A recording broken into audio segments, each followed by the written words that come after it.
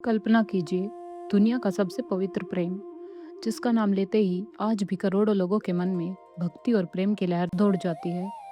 राधा और कृष्ण। आज भी दुनिया भर से में करोड़ों लोग इन दोनों का नाम एक साथ लेते हैं। मंदिरों में, भजनों में, कीर्तनों में, हर जगह सबसे पहले राधा कृष्ण का ही उच्चारण सुनाई देता है। लेकिन यही एक ऐसा पर्सन है जिसने सदियों से लोगों को सोचने पर मजबूर किया है। अगर राधा और कृष्ण एक दूसरे से इतना प्रेम करते थे तो फिर उनका विवाह क्यों नहीं हुआ? क्या उनके प्रेम को समाज ने स्वीकार नहीं किया? क्या परिस्थितियों ने उन्हें अलग कर दिया? या फिर इसके पीछे छिपा है ऐसा आध्यात्मिक रहस्य जिसे समझे बिना राधा कृष्ण के प्रेम को समझना संभव नहीं है। आज हम इसी से रहस्य की यात्रा पर चलेंगे, लेकिन अंत तक जरूर देखिए, क्योंकि इस कहानी का उत्तर केवल प्रेम नहीं बल्कि सनातन धर्म के सबसे गहरे दर्शन को समझाता है। जब भी भगवान श्री कृष्ण का नाम लिया जाता है तो उनके साथ सबसे पहले जिस नाम का स्मरण होता है वह है राधा।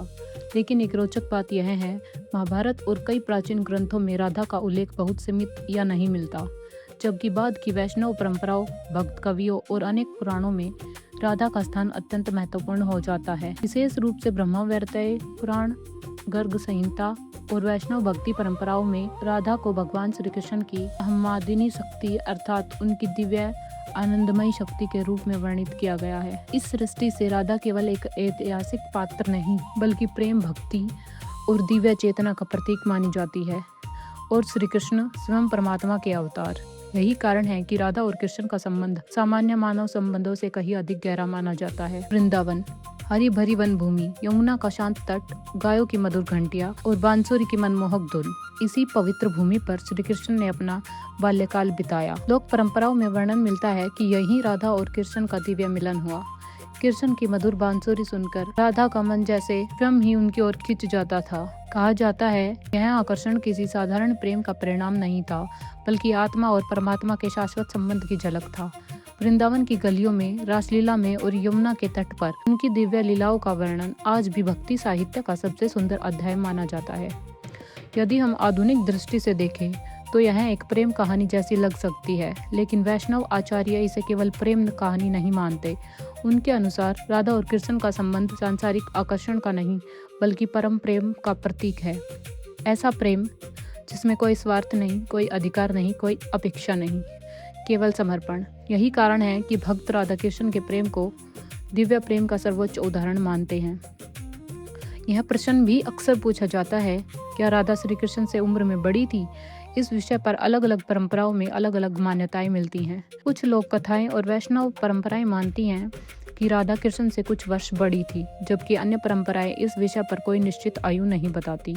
यानी इस प्रश्न का कोई एक सर्वमान्य उत्तर उपलब्ध नहीं है। लेकिन एक बात लगभग सभी परंपराएं स्वीकार करती हैं कि राधा और कृष्ण का संबंध सामान्य सामाजिक नियमों से ऊपर माना गया है। उनका प्रेम आयु, समय और संसार की सीमाओं से परे बताया गया है।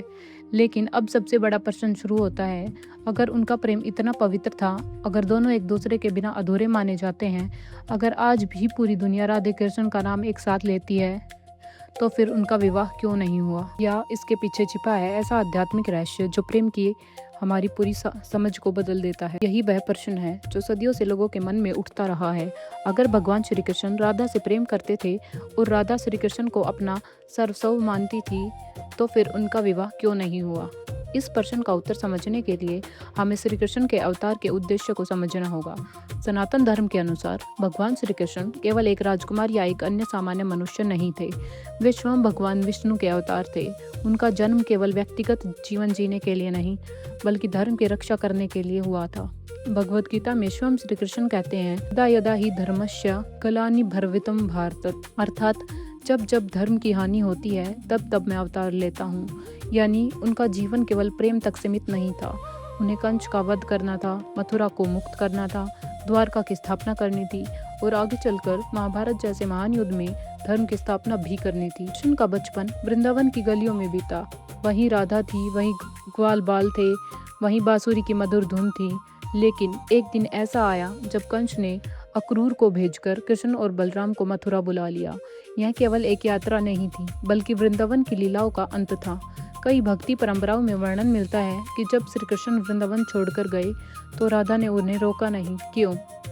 क्योंकि वो जानती थी कि कृष्ण केवल उनके लिए नहीं पूरे संसार के हैं। यही प्रेम का सबसे ऊंचा रूप माना जाता है, जहाँ अपने प्रिय को बांधा नहीं जाता बल्कि उसके कर्तव्य के लिए उसे मुक्त कर दिया जाता है। यह विषय भी कई लोगों को उलझन में डाल देता है। राधा का विवाह किसी और से हुआ था या नहीं? कुछ लोक परंपराओं में माना जाता है कि राधा का विवाह अयन घोष नामक व्यक्ति से हुआ था। वहीं कई वैष्णव परंपराएं इस कथा को प्रतीकात्मक मानती हैं। कुछ ग्रंथों में इनका उल्लेख मिलता है तो कुछ में बिल्कुल नहीं। यानी इस विषय पर सभी परंपराएं एक मत नहीं है, इसलिए इसे एक निश्चित ऐतिहासिक तथ्य की तरह नहीं बल्कि अलग अलग परंपराओं की मान्यता के रूप में समझना अधिक उचित है। यह प्रश्न शायद उनसे भी रोचक है कि फिर भी लोग राधा कृष्ण ही क्यों कहते हैं। अगर श्री कृष्ण का विवाह रुक्मिणी, सत्यभामा और अन्य रानियों से हुआ था तो फिर मंदिरों में, भजनों में और कीर्तनों में सबसे पहले राधे कृष्ण का ही नाम क्यों लिया जाता है? इसके पीछे छिपा है सनातन धर्म का सबसे सुंदर रहस्य। वैष्णव परंपराओं के अनुसार राधा भगवान श्री कृष्ण की आमंदादिनी शक्ति है। जिस प्रकार सूर्य और उसकी किरणों को अलग नहीं किया जा सकता, उसी प्रकार राधा और कृष्ण को भी अलग नहीं माना जाता। यही कारण है कि उनका संबंध विवाह से भी ऊपर माना गया है। अब यहाँ एक और रोचक मान्यता सामने आती है। क्या वास्तव में उनका विवाह हुआ था? कुछ ग्रंथों और परंपराओं में उल्लेख मिलता है कि ब्रह्मा जी ने भांडीर वन में राधा और कृष्ण का दिव्य विवाह कराया था, लेकिन यह मान्यता सभी संप्रदायों द्वारा समान रूप से स्वीकार नहीं की जाती। कई विद्वान इसे अत्याधुनिक और प्रतीकात्मक लीला मानते हैं, जबकि कुछ परंपराएं वास्तविक दिव्य विवाह के रूप में स्वीकार करती हैं। यानी इस विषय में भी अलग अलग मान्यताएं मौजूद हैं। लेकिन अगर कुछ परंपराएं उनके विवाह को स्वीकार करती हैं और कुछ नहीं, तो आखिर सनातन धर्म राधा और कृष्ण के संबंध को इतना दिव्य क्यों मानता है? क्या विवाह से भी ऊपर कोई संबंध हो सकता है जो आत्मा और परमात्मा के मिलन का प्रतीक हो? अब तक हमने जाना कि अलग अलग परंपराओं में राधा और कृष्ण के विवाह को लेकर अलग अलग मान्यताएं हैं, लेकिन एक प्रश्न अभी भी बाकी है। अगर उनका विवाह हुआ भी हो या ना हुआ हो, तो आखिर भक्तों के लिए यह प्रश्न इतना महत्वपूर्ण क्यों नहीं है? क्योंकि सनातन दर्शन राधा और कृष्ण के संबंध को केवल पति पत्नी के रूप में नहीं देखता, बल्कि आत्मा और परमात्मा के मिलन के रूप में देखता है।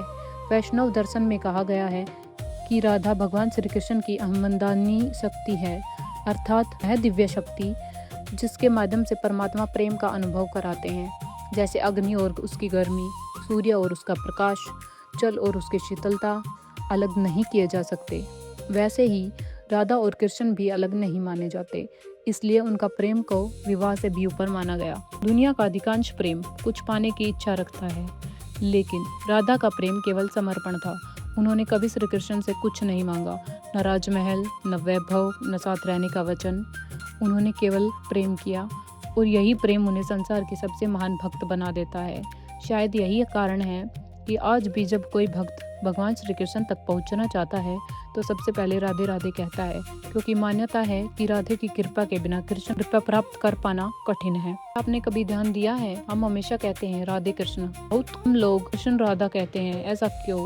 भक्ति परंपराओं में इसका सुंदर उत्तर मिलता है। कहा जाता है कि भगवान तक पहुंचने का सबसे सरल मार्ग प्रेम है और प्रेम का सबसे सुंदर स्वरूप राधा है। इसलिए पहले राधा फिर कृष्ण। यह केवल नामों का कर्म नहीं बल्कि भक्ति का मार्ग माना जाता है। आज के समय में जहाँ प्रेम अक्सर अपेक्षाओं, स्वार्थ और अधिकारों में बदल जाता है, राधा और कृष्ण का संबंध हमें बिल्कुल अलग संदेश देता है। सच्चा प्रेम किसी को बांधता नहीं, उसे स्वतंत्र करता है।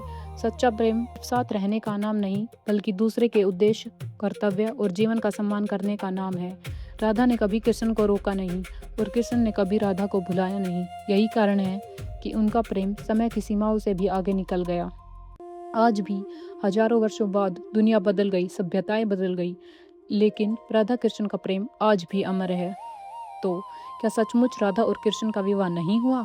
इस प्रश्न का एक ही उत्तर नहीं है। अलग अलग ग्रंथ, अलग अलग परंपराएं और अलग अलग संप्रदाय इसे अपने अपने दृष्टिकोण से देखते हैं। कुछ दिव्य विवाह की मान्यता स्वीकार करते हैं तो कुछ उनके संबंधों को विवाह से भी ऊपर मानते हैं। लेकिन लगभग सभी एक बात पर सहमत है कि राधा और कृष्ण का प्रेम सांसारिक प्रेम नहीं बल्कि दिव्य प्रेम का प्रतीक है। शायद इसीलिए उनके प्रेम को किसी रिश्ते के नाम की आवश्यकता नहीं पड़ी, क्योंकि कुछ संबंध शब्दों से नहीं अनुभूति से समझे जाते हैं और राधा कृष्ण का प्रेम उन्हीं दिव्य अनुभूतियों में से एक है।